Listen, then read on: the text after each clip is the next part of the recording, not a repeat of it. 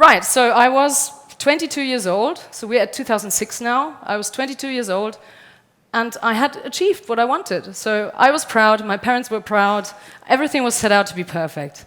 My starting salary was about 100,000 euros a year, and I'm going to show you a picture now, because I think that says more than 1,000 words. So, ladies and gentlemen, a fine specimen of high achievement-driven, ambitious head self.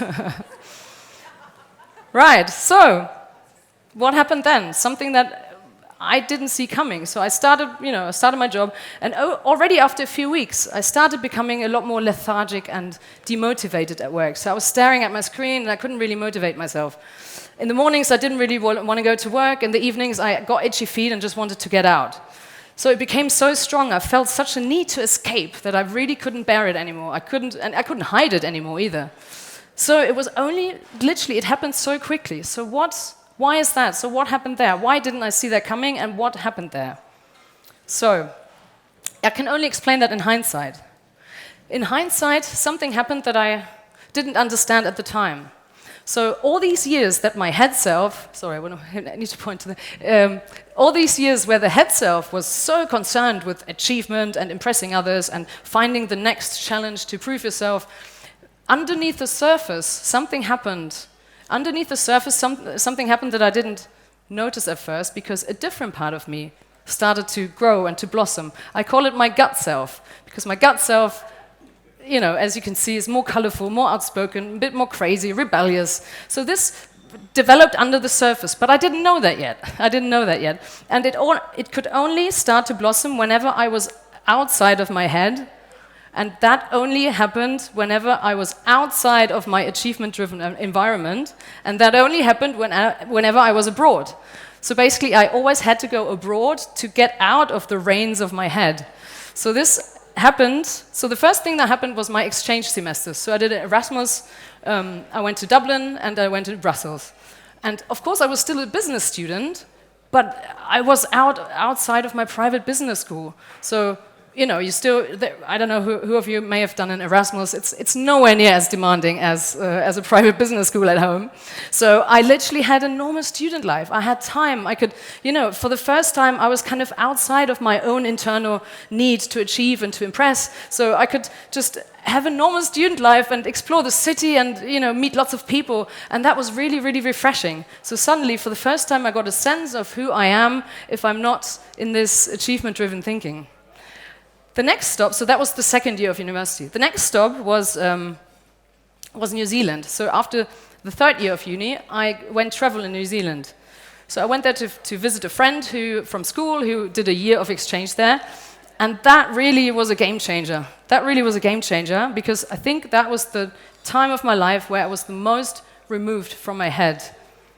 Physically, because I was literally at the other fucking end of the world, as well as energetically, because it wasn't even related to business. So I did backpacking. New Zealand is pretty chill anyways, but I did backpacking, and I literally, something in me started blossoming and exploding. That part of me that, you know, no one cared what I was studying. No one cared that I was going to be an investment banker. I didn't tell anyone, no one. So it was like literally completely irrelevant. And that was completely new to me. It was really, really new to me. So something in me blossomed and started getting water. I think the seed must have been there. The seed must have been there all along, but it never got any water, because my head self was just overshadowing everything with its order and structure and with its need to impress.